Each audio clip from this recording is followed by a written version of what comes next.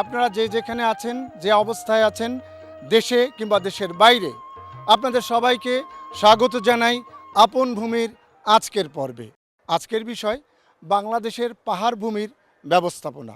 আমরা জানি বাংলাদেশের মধ্যে পাহাড়ি 3টি জেলা, চট্টগ্রাম জেলা, সিলেট, মৌলভীবাজার এবং ময়মনসিংহ জেলায় পাহাড় রয়েছে।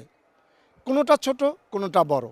আর এই পাহাড়গুলো কতিপয় মানুষ দখল করছে, পাদদেশে বসবাস করছে, আবার পাহাড় ধসে পাহাড়ের পাদদেশে যারা বসবাস করছেন তারা মারা যাচ্ছেন। এই যে নানান বিষয়গুলো হচ্ছে পাহাড় ভূমি নিয়ে, এই সম্পর্কে আমরা আজকে তুলে ধরছি এই পর্বে। চলুন আমরা এগিয়ে যাই অনুষ্ঠানের দিকে।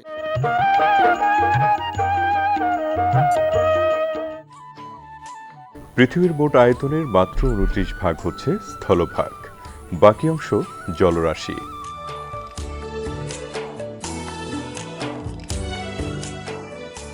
বাংলাদেশ একটি বদ্বীপ অঞ্চল। এদেশের কতিপয় অঞ্চলে রয়েছে পাহাড় পর্বত ও টিলা। পাহাড় পর্বতগুলো প্রাকৃতিক সম্পদ। পাহাড় প্রকৃতিগতভাবে সৃষ্টি হয়, আবার পাহাড় আস্তে আস্তে নিঃশেষ হয়ে যাওয়ার খবর হয়, তবে এর সংখ্যা খুবই কম। পাহাড় পর্বত এলাকায় বসবাসরত মানুষের সঙ্গে সমতল, চরাঞ্চল ও দ্বীপভূমির মানুষের রয়েছে বিস্তর ফারাক। মানুষ যখন পাহাড়ি এলাকায় বসবাস শুরু করে তখন থেকেই পাহাড় পর্বতের প্রাকৃতিক বিন্যাস বাধাগ্রস্ত হয়। বাংলাদেশের পাহাড়ি এলাকায় যে সকল মানুষ বসবাস করে তারা মানসিকভাবে ভিন্ন বৈশিষ্ট্যের। বাংলাদেশের যে সকল অঞ্চলে পাহাড় বিদ্যমান আছে তাতে পাহাড় কাটার গোড়াপত্তন হয় 1760 সালে ইস্ট ইন্ডিয়া কোম্পানির মাধ্যমে। সে সময় পাহাড় কেটে আবাসিক এলাকা ও অফিস প্রভৃতি স্থাপন করা হয়। চট্টগ্রাম এলাকায় 1950 সালের দিকে পাহাড় কেটে অনেক শিল্প কারখানা স্থাপিত হয়, তারপরও পাহাড় কাটা থামেনি। এক তথ্য মতে জানা যায় 1976 সালের বেস ম্যাপ অনুযায়ী 32.37 বর্গ কিলোমিটার এলাকায় পাহাড় ছিল, যা 2010 সালে এসে 18.34 কিলোমিটারে দাঁড়িয়েছে। পাহাড় কাটার মূল কারণ হিসেবে নগরে জনসংখ্যা বৃদ্ধির ফলে জমির ব্যাপক চাহিদা বৃদ্ধিকে বিবেচনা করা হয়। অ্যাপার্টমেন্ট ব্যবসা, ইটভাটার মাটির যোগান, পেশিশক্তির অপপ্রয়োগ, কর্তৃপক্ষের গাফিলতি প্রভৃতি কারণে পাহাড় কাটার ক্ষেত্রে বিশেষভাবে দায়ী। পাহাড় কাটার ফলে কোনো এলাকায় ভূমিধস, প্রাকৃতিক পরিবেশ বিনষ্ট, জীববৈচিত্র্যের ধ্বংস ইত্যাদি সহ স্বল্প ও দীর্ঘমেয়াদী বিভিন্ন পরিবেশ প্রতিবেশগত প্রতিক্রিয়া দেখা দেয়। অবৈধভাবে পাহাড় কাটা প্রতিরোধের আইনি ভিত্তি হল ইমারত নির্মাণ আইন 1952। এতে এলোমেলোভাবে ইমারত নির্মাণ, পুকুর খনন, পাহাড় ও টিলা কাটা প্রতিরোধ করা ব্যবস্থা করা হয়। পরবর্তী সময় 1987 সালে ও 1990 সালে এ আইন সংশোধন করা হয়। এ আইনে আইন লঙ্ঘনকারী ব্যক্তি বা প্রতিষ্ঠানের বিরুদ্ধে শাস্তি ও আইনি পদক্ষেপের সুনির্দিষ্ট বিধান রয়েছে। প্রত্যেকটা শহরের কিছু আইকনিক সৌন্দর্য আছে যেগুলো সেই শহরের পরিচিতি বহন করে, ঠিক তেমনি চট্টগ্রামের সৌন্দর্যের যেই পরিচিতি সে পরিচিতি বহন করে কিন্তু এই নান্দনিক পাহাড়গুলো। চট্টগ্রাম শহরে যে পাহাড়, সমুদ্র এবং প্রকৃতির যে মেলবন্ধন, এটাই কিন্তু চট্টগ্রামের সৌন্দর্য। কিন্তু আমরা দেখতে পাচ্ছি যে আজকে এই পাহাড়গুলো বিলীন হতে চলেছে, চট্টগ্রামের সৌন্দর্য মলিন হতে চলেছে। আমরা চাই যে পাহাড়গুলোকে সংরক্ষণ করা হোক। তো পাহাড়গুলোকে অনেক সময় দেখা যায় যে মানুষের আজকে, যেহেতু আমরা একটি জনবসতিপূর্ণ দেশ, এই দেশের মানুষের একটা চাহিদা থাকে যে শহর কেন্দ্রিক একটি বসবাসের একটা চাহিদা থাকে। তারা সেই চাহিদার মানসিকতা থেকে যাদের ঘর নেই, বাড়ি নেই, অসহায় মানুষরা এই পাহাড়গুলোকে দখল করে তাদের পাদদেশে বসবাস করছে এবং এই পাহাড়গুলোকে ধ্বংস করছে তাদের ঘরবাড়ি নির্মাণ করার জন্য। তা আমরা যদি শুরুতেই যদি এই দখল করার মানসিকতা থেকে এই মানুষগুলোকে যদি সরিয়ে নিতে পারি, তাহলে এই পাহাড়গুলোকে আমাদের রক্ষা করা সম্ভব। কিন্তু আমরা দেখি যে আমরা যখন এই উদ্যোগটা গ্রহণ করি তখন সে পাহাড়গুলো ইতিমধ্যেই জনবসতিপূর্ণ এলাকায় পরিণত হয়। তখন এই বিশাল জনগোষ্ঠী যে তাদের একটা অর্থনৈতিক বিনিয়োগ যে তারা এখানে করেছেন, নির্মাণ করেছেন, ঘর নির্মাণ করেছেন, তাদের পরিবারকে সেখানে তারা স্থান দিয়েছেন, তাদেরকে সরিয়ে নেওয়াটা তখন একটা কষ্টসাধ্য ব্যাপার হয়। তাই আমরা মনে করি যে আমাদের প্রত্যেকটা সংস্থার কাজ করা উচিত যে পাহাড়ে কোনো প্রকার জনবসতি নির্মাণ করার আগেই তা প্রতিরোধ করা এবং এই পাহাড়গুলোকে যাতে ধ্বংসের হাত থেকে রক্ষা করা যায় কীভাবে প্রতিরক্ষা দেয়াল নির্মাণ করে এই পাহাড়গুলোকে আমাদেরকে সুরক্ষা দিতে হবে এবং মানুষকে বুঝাতে হবে যে তাদেরকে পাহাড়ের যে বসবাস করাটা যে একটা ঝুঁকিপূর্ণ কাজ। প্রতি বছর যে আমরা অধিক বৃষ্টির কারণে, ভূমিধসের কারণে নিরীহ প্রাণ আমরা মূল্যবান প্রাণহানি ঘটে, সেগুলো আমরা ইতিমধ্যে সেই সতর্কতা আমরা জনপ্রতিনিধি হিসেবে সৃষ্টি করার চেষ্টা করেছি। বিভিন্ন সময় দুর্যোগ চলাকালীন আমরা মানুষকে এসব ঝুঁকিপূর্ণ এলাকা থেকে আমরা সরিয়ে নেওয়ার চেষ্টা করছি এবং সরিয়ে নিই, কিন্তু পরক্ষণে দেখা যায় যে যখনই সেই দুর্যোগ চলে যায় তারা আবারও পাহাড়ের পাদদেশে ফিরে আসে। তাই আমরা মনে করি যে জনবসতি তৈরি হওয়ার পর সেখানে পুনর্বাসনের প্রশ্ন চলে আসে। তা আমরা মনে করি যে এই জায়গা থেকে যদি আমরা শুরুতেই যদি তাদেরকে পাহাড়ে বসবাস করা থেকে বিরত রাখতে পারি, তাহলে আমরা অনেকাংশে এই পাহাড়গুলোকে রক্ষা করা আমাদের পক্ষে সম্ভব হবে। পরিবেশের অবক্ষয় রোধে বাংলাদেশ পরিবেশ সংরক্ষণ আইন 1995 প্রণয়ন করা হয়। পরবর্তীতে উক্ত আইনটি 2010 সালে সংশোধনের মাধ্যমে আইন শৃঙ্খলা বাহিনীকে অতিরিক্ত ক্ষমতায়ন করা হয়। এ আইনে 10 বছরের কারাদণ্ড বা 10 লক্ষ টাকা ক্ষতিপূরণ বা উভয় দণ্ডে দণ্ডিত করার ব্যবস্থা রাখা হয়। এর পাশাপাশি বন ও পরিবেশ মন্ত্রণালয় 2002 সালে পাহাড় কাটার বিরুদ্ধে একটি নির্দেশনা জারি করেন। চট্টগ্রাম উন্নয়ন কর্তৃপক্ষ পাহাড় কাটা রোধে পরিকল্পনা গ্রহণ করেছেন। সারা বিশ্ব জুড়ে যে পরিবেশ বিপন্ন যে পরিস্থিতি, সেখানে বাংলাদেশ তার ব্যতিক্রম না। এখানে পাহাড় কাটা এবং পাহাড় সংরক্ষণের জন্য সরকারি যে বিভিন্ন পদক্ষেপ সেগুলি নেওয়া হয়েছে, কিন্তু তারপরও অত্যাধিক জনসংখ্যার চাপ এবং মানুষের কিছু মহলের আগ্রাসনের কারণে বিভিন্ন জায়গায় পাহাড় কাটা হচ্ছে। বিশেষ করে চট্টগ্রাম শহরের মধ্যে এই পাহাড় কাটার প্রবণতাটা বেশি, কারণ সেখানে জন আধিক্য বেশি এবং একই সঙ্গে আপনার অর্থাৎ জমির যে চাহিদা সেটা অনেক বেশি। তো এরকম একটা অবস্থা থেকে বিভিন্ন মহল বিভিন্নভাবেই যেখানে পারছে সেখানে পাহাড় কেটে সেটাকে আবাসন এলাকা, শিল্প এলাকায় বিভিন্ন করছে। চট্টগ্রামের ক্ষেত্রে যেটা হয়েছে যে আপনার কালুরঘাট এবং নাসিরাবাদ যে শিল্প এলাকা, এই শিল্প এলাকার যখন বিস্তৃতি ঘটে তখন থেকেই মূলত দেখা যায় যে পাহাড় কাটাটা শুরু, এবং তার পরবর্তীতে সেটা আরও পাঁচলাইশ, তারপর বাইজিৎ এবং ওইদিকে আছে আপনার খুলশি, তারপরে পাহাড়তলি, এইসব এলাকাতে বিস্তৃত হয়েছে। তো এখানে মূলত যে উদ্দেশ্য হয়েছে সেটা হলো যে আবাসিক এলাকা, কিছু এলাকাতে মানুষ মানে আবাসিক এলাকা হিসেবে গড়ে সে পাহাড় কেটে সমতল করে সেখানে রাস্তা এবং ঘরবাড়ি বানিয়ে এবং প্লট আকারেও অনেক জায়গায় বিক্রি হয়েছে। এবং সর্বশেষ যেটা আমরা লক্ষ্য করেছি যে সিডিএর আওতাধীন বাইজির যে লিঙ্ক রুট, সেখানেও বেশ কিছু পাহাড় কেটে রাস্তাটা করতে হয়েছে। যদিও এটা জনগুরুত্বপূর্ণ একটা প্রকল্প সরকারের ছিল মানুষের প্রয়োজনে, কিন্তু সেখানে এটা আরও পরিবেশ বান্ধব করে করতে পারলে সেটা হয়তো সুন্দর হতে পারত। আমাদের দেশের যে পাহাড়ের যে মাটির গঠন সেগুলো অনেকটা চাষ উপযোগী। চট্টগ্রামে কিছু প্লাস্টোসিয়ান কালের যে পাহাড়গুলো সেগুলোতে কিছু বালি মাটির আধিক্য আছে, কিন্তু অন্যান্য পাহাড়গুলো খুবই চাষাবাদের জন্য উপযোগী। ফলে দেখা যাচ্ছে মানুষের যারা এই প্রান্তিক জনগোষ্ঠী যারা আছে, চাষবাস করে তারা জীবিকা নির্বাহ করতে চায় এবং পাহাড়ের আশপাশে বসবাস করে, তাদের এখানে চাষবাসের প্রতি একটা আগ্রহ দেখা যায়, আমরা এটা লক্ষ্য করেছি। আমাদের যে হিলট্রেক্স যে এরিয়া, পার্বত্য এলাকা, সেখানে কিন্তু চাষবাস বহু আগে থেকে করে আসছে, কিন্তু সেখানে কিন্তু পাহাড়ের যে কেটে ফেলা সেই জিনিসটা ছিল না। কিন্তু আমাদের এখানে যেটা হয় যে আজকে হয়তো চাষবাসের জন্য গেলেও কালকে তাদেরকে তাড়িয়ে দিয়ে অন্য একটা গোষ্ঠী সেখানে পাহাড় কেটে সমতল করে ফেলে। এটা করাটার থেকে বিরত থাকতে হবে। পাহাড়ের যে উচ্চতা বা যে উঁচু ভূমি আছে সেটাকে বলবৎ রেখে কিছু নিয়ম নীতি মেনে সেখানে আপনার চাষবাসের প্রক্রিয়াটা চলতে পারে। বাংলাদেশে জাতীয় পর্যায়ে নির্দিষ্টভাবে পাহাড় কাটা এবং পাহাড় ব্যবস্থাপনা নিয়ে কোনো নীতি নেই, যেগুলো স্থানীয়ভাবে পরিচালনা করা যায়। পরিবেশ সংরক্ষণ আইন 2010 অনুযায়ী পাহাড় কাটলে আইনি ব্যবস্থা নেয়ার বিধান আছে।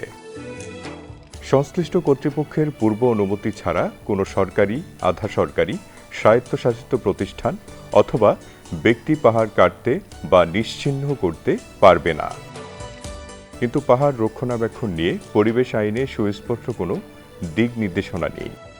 বাংলাদেশ পরিবেশ সংরক্ষণ আইন 1995 এর 6 ধারাতে স্পষ্টভাবে বলা হয়েছে যে কোনো ব্যক্তি বা প্রতিষ্ঠান কর্তৃক সরকারি বা আধা সরকারি বা স্বায়ত্তশাসিত প্রতিষ্ঠানের মালিকানাধীন বা দখলাধীন বা ব্যক্তি মালিকানাধীন পাহাড় ও টিলা কর্তন বা মোচন করা যাবে না। অন্যদিকে ইমারত নির্মাণ বিধিমালা 1996-তে বলা হয়েছে পাহাড় কাটা অথবা মোচনের জন্য পরিবেশ ছাড়পত্র অবশ্যই নিতে হবে। গণপ্রজাতন্ত্রী বাংলাদেশ সরকারের মাননীয় প্রধানমন্ত্রী জননেত্রী শেখ হাসিনা ঘোষিত পুনর্বাসন ব্যতীত কোনো উচ্ছেদ করা হবে না। তা আমি আমার এই এলাকার পক্ষ থেকে, পাহাড়ে যারা বসবাস করে তাহাদের পক্ষ থেকে সরকারের কাছে দাবি, চট্টগ্রাম ডিসি মহোদয়ের কাছে দাবি, আমাদেরকে পুনর্বাসন করে অন্তত আমরা মানুষ হিসাবে থাকার মতো সে পরিবেশ আমাদেরকে সৃষ্টি করে দেখ। যেহেতু ঝুঁকি থেকে মরতে কেউ চায় না, আমাদের দাবি এলাকাবাসীর পক্ষ থেকে, পাহাড়ে যারা বসবাস করে তাদের পক্ষ থেকে যেন ওনারা আমাদেরকেও পুনর্বাসন করে অন্তত আমরাও বাংলাদেশে নাগরিক হিসেবে যেন সুস্থ শান্তিমতে থাকতে পারি। 2002 সালের 9 মার্চ পরিবেশ অধিদপ্তর এই সম্পর্কিত একটি প্রজ্ঞাপন জারি করে, যেখানে বলা হয়েছে পাহাড় কর্তন ও মোচনের ক্ষেত্রে ইমারত নির্মাণ বিধিমালা 1952 এবং 1996 অবশ্যই অনুসরণ করতে হবে। আইন অনুসারে পাহাড়ি ভূমির প্রকৃতি ও পৃষ্ঠ কারো দ্বারা পরিবর্তনযোগ্য নয়। অকৃষি জমি বন্দোবস্ত আইন 1997 অনুযায়ী পার্বত্য ভূমির উপরিভাগ পরিবর্তন না করার জন্য একটি স্পষ্ট নির্দেশ রয়েছে, যদিও উৎপাদনশীল উদ্দেশ্য সাধনে পরিবর্তন করার প্রয়োজন হতে পারে। উক্ত এলাকায় দায়িত্বরত কালেক্টরের একটি গুরুত্বপূর্ণ দায়িত্ব হল গুরুত্ব সহকারে পার্বত্য ভূমি রক্ষণাবেক্ষণ করা। তবে অবস্থা পর্যবেক্ষণে বলা যায় আইনের স্বল্পতার চাইতে আইনের প্রয়োগের স্বল্পতা, জনসচেতনতার অভাব এবং যথাযথ কর্তৃপক্ষের নজরদারির অভাবেই পাহাড় কাটা বন্ধ করা যাচ্ছে না। চট্টগ্রাম জেলার সীতাকুণ্ডে এবং আমাদের চট্টগ্রাম মহানগরের কাঠখোলী সার্কেলের অন্তর্গত জঙ্গল সলিমপুর এলাকার প্রায় 3100 একর জায়গা, যেখানে মূলত বন এবং পাহাড় শ্রেণীর জমি, সেখানে অবৈধ দখলদাররা বিগত প্রায় 20 বছর যাবৎ তারা এই জায়গাগুলো দখল করে রেখেছে এবং নির্বিচারে পাহাড় কেটে পরিবেশ এবং প্রতিবেশকে ধ্বংস করছে। এর পরিপ্রেক্ষিতে আমরা গত বছর থেকেই আমরা অভিযান শুরু করি এবং আমাদের এই অভিযান বিগত 6 মাস ধরে আমরা অত্যন্ত বেগবান করি। চট্টগ্রামের যারা সুধীজন আছে তাদের অত্যন্ত সমর্থন পেয়েছি। এছাড়া বিভিন্ন স্টেক হোল্ডার্স যারা আছেন তারা আমাদেরকে সহযোগিতা করেছে। তাদের সহযোগিতায় আমরা জঙ্গল সলিমপুর এলাকার ইতিমধ্যে প্রায় 700 একর জায়গা আমরা অপদখল মুক্ত করেছি। যারা এই জায়গাগুলো দখল করেছিল সেই সকল ভূমিদস্যুদের আমরা আইনের আওতায় এনেছি। আমরা সরকারের একটি পরিকল্পিত মাস্টার প্ল্যান বাস্তবায়নের উদ্যোগ নিয়ে সরকারকে জানিয়েছি এবং সদাশয় সরকার আমাদের এই উদ্যোগকে হাতে নিয়ে বেশ কিছু কর্মপরিকল্পনা ইতিমধ্যে হাতে নিয়েছে। তার মধ্যে এই পাহাড়গুলোর ডিজিটাল সার্ভে সম্পাদন, মাস্টার প্ল্যান প্রণয়নের কাজ, এগুলো মাননীয় প্রধানমন্ত্রীর মুখ্য সচিব মহোদয় অত্যন্ত বিচক্ষণতার সাথে আমাদেরকে গাইড করছেন। তার আলোকে আমরা আমাদের কর্মকাণ্ড চালিয়ে যাচ্ছি। ইতিমধ্যে সেখানে আর যেন কোনো ভূমিদস্যু নতুন করে পাহাড় কাটতে না পারে, এজন্য সেখানে পুলিশের ব্যারাক করা হয়েছে। সার্বক্ষণিক 24 ঘন্টায় নির্বাহী ম্যাজিস্ট্রেট সেখানে উপস্থিত থাকছেন। পুলিশের বেশ কয়েকটা টিম সেখানে টহল দিচ্ছে এবং সেখানে কোনো প্রকার পাহাড় কাটবার মতো যে যখন যন্ত্র ব্যবহার করা হয় সেগুলো যেন কোনো মতেই প্রবেশ করতে না পারে সেটি আমরা লক্ষ্য রাখছি। প্রতিটি পাহাড় কার তত্ত্বাবধানে থাকবে তার সুনির্দিষ্টকরণ, পরিবেশ অধিদপ্তরের জনবল বৃদ্ধি ও নজরদারি জোরদারকরণ, আইনের আধুনিকায়ন ও তার যথাযথ প্রয়োগ, জনসচেতনতা বৃদ্ধির মাধ্যমে পাহাড় নিধন প্রতিরোধ সম্ভব বলে বিশেষজ্ঞগণ মনে করেন।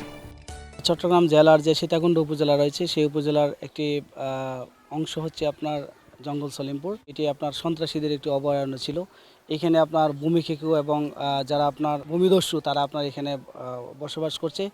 তো এখানে কয়েকজন রয়েছে যারা আপনার এই এলাকাটিকে কেন্দ্র করে সাধারণ মানুষকে আপনার ঠকিয়ে কোটি কোটি টাকা বাণিজ্য করছে, প্লট বাণিজ্য করছে। তো সেক্ষেত্রে আমাদের জেলা প্রশাসক মহোদয়ের নেতৃত্বে প্রায় 5টি অভিযান হয়। সেই 5টি অভিযানে আপনার সহস্রাধিক ঘর এখান থেকে উচ্ছেদ করা হয়েছে। 3100 একর জায়গা উদ্ধার করেছেন।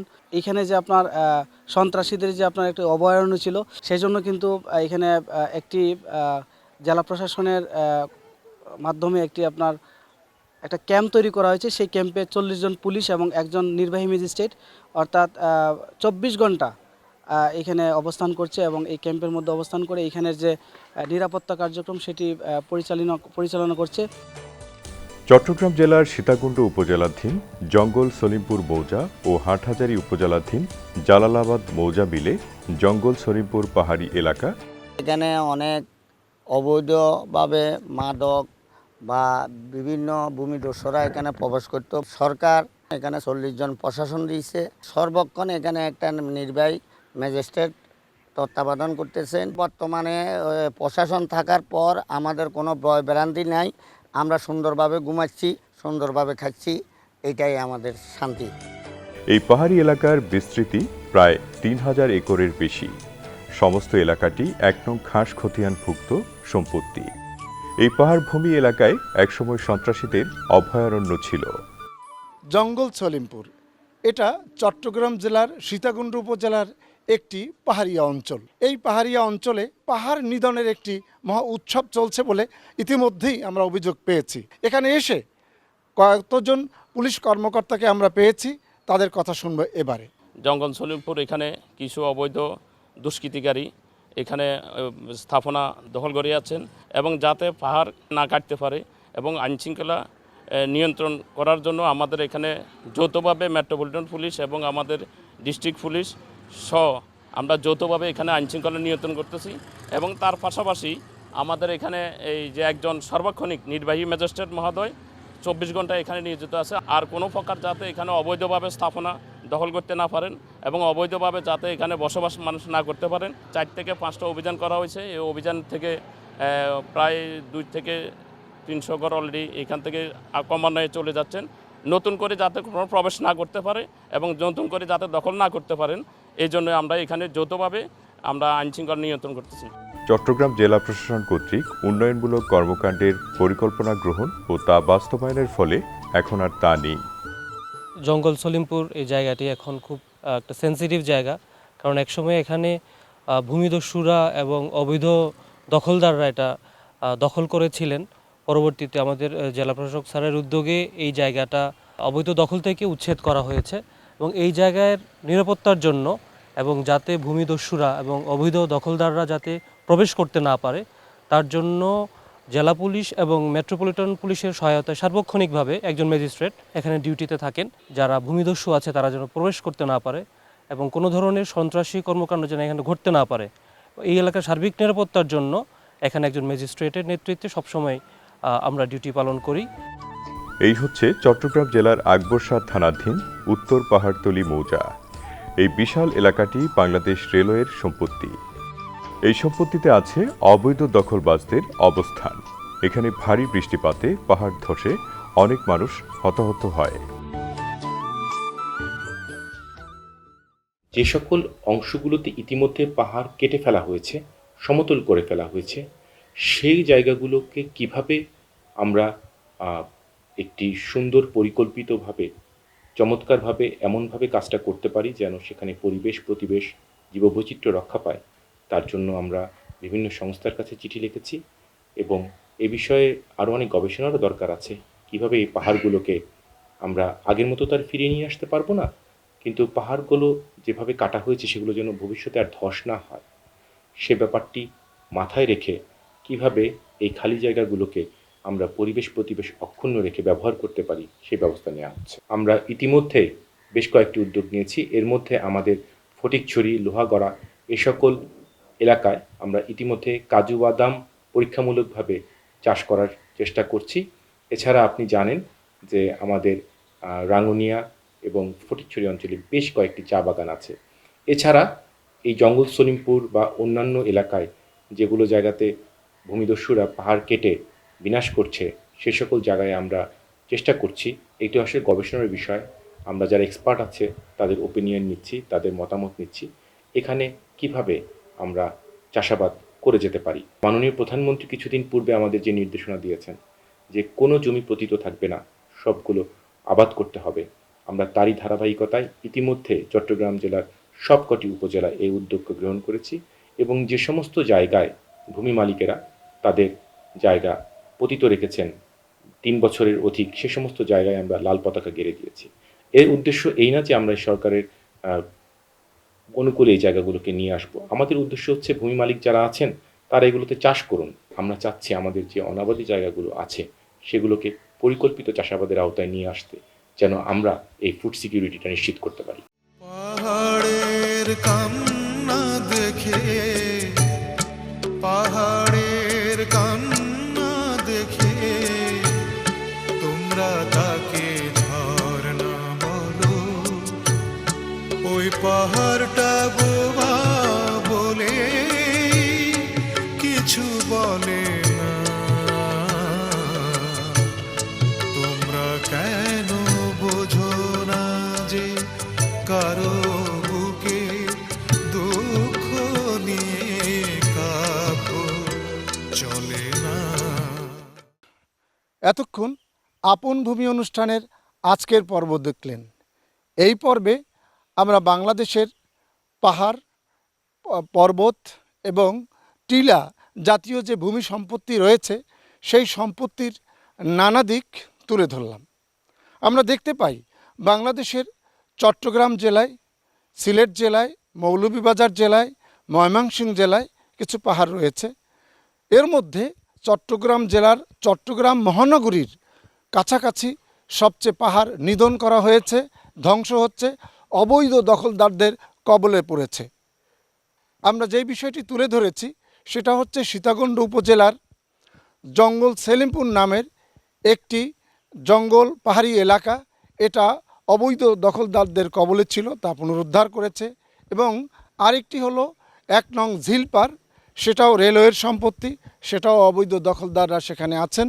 কখনো কখনো দেখা যায় এই পাহাড় ধসে পাহাড়ের পাদদেশে যারা বাস করছেন তারা নিহত হচ্ছেন এবং পাহাড়ের মধ্যে পাহাড়ের মাটি কেটে অন্যত্র নিয়ে সমতল করে সেখানে আবাসনের চেষ্টা করছেন, অর্থাৎ পাহাড় নিধন করছেন। আমরা আশা করব আমরা যেই অবস্থানে আছি প্রত্যেকের অবস্থান থেকে যদি আমরা সচেতনতার সাথে দায়িত্ব পালন করি তাহলে এই পাহাড় নিধন প্রতিরোধ করা সম্ভব। এবং পাহাড়ে নতুন করে কোনো সবজি চাষ বা কোনো ফসল চাষ করা যায় কি না এটাও গবেষণার মাধ্যমে আমরা বের করতে পারি। আসুন আমরা সকলের প্রচেষ্টায় এদিকেই এগিয়ে যাই। ধন্যবাদ সবাইকে আজকের পর্ব দেখার জন্য।